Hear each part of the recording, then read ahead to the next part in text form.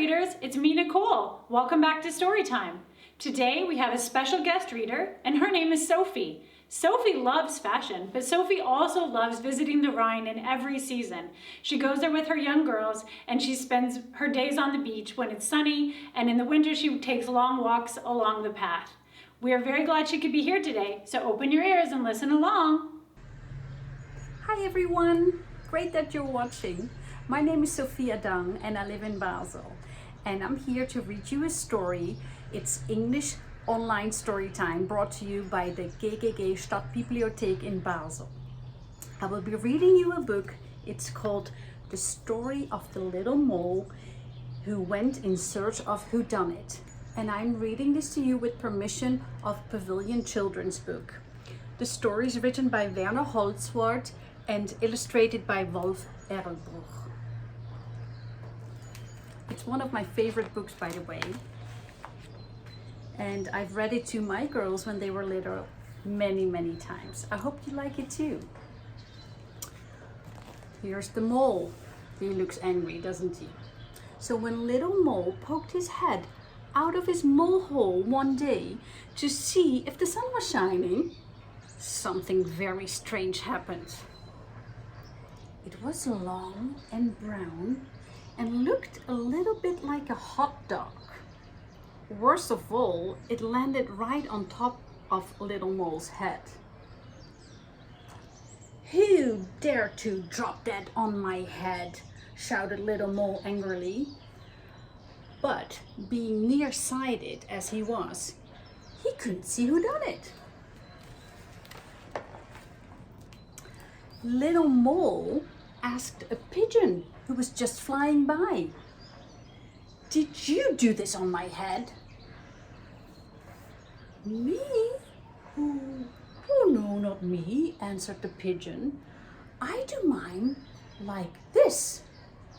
And splattery splosh, a wet white blotch landed right beside Little Mole, spattering his right leg.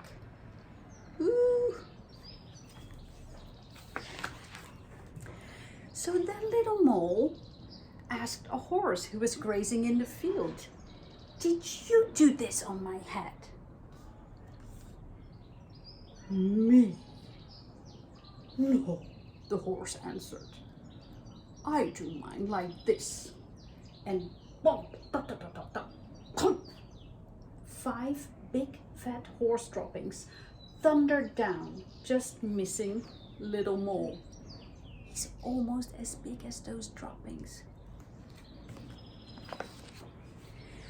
Then Little Mole asked a hare who was happily munching a carrot, "Did you do this on my head?"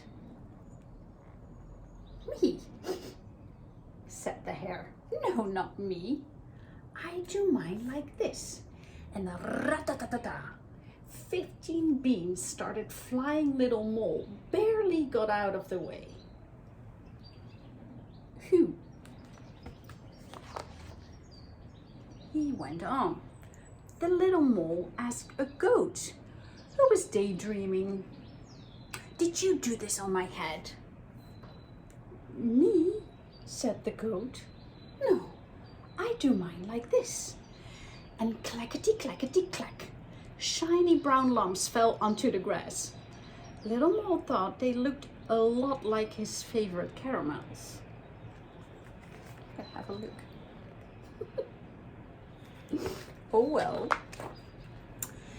Then Little Mole asked a cow who was chewing her cud, "Did you do this on my head?" "Me?" said the cow. "Certainly not me. I do mine like this." Swoosh, dop, dop, a big flat cow pie splashed onto the ground. Little Mole was glad that it wasn't the cow who done it on his head. I can imagine. Then Little Mole asked a pink pig, "Did you do this on my head?" "Me? No, not me. I do mine like this," said the pig. Splitchety splotch, a soft brown smelly heap landed at his feet. Pew, little Mole had to hold his nose. We still don't know who done it, do we? Then little Mole looked around for another suspect, but all he saw were two fat flies dining. At long last, little Mole thought, I bet they can help me. Can you help me? Who did this on my head? Asked little Mole. Bzz, keep still, a second, bzz, buzzed the two flies, busily studying what was on top of little Mole's head. A moment later, they shouted triumphantly, bzz, no question about it. It was a dog.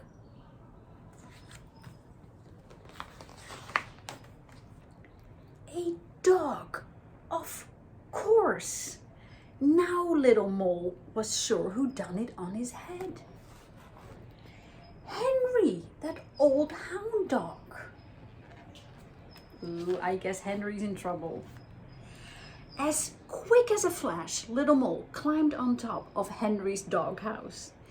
And bling! A little brown crescent landed slap dab in the middle of Henry's forehead. The deed done, a happy and satisfied little Mole disappeared back into his molehole. Look at his tiny feet. And look at the tiny dropping he did on that big dog's head.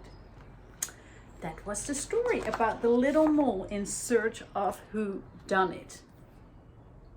I hope you liked it. Thanks for watching. Bye.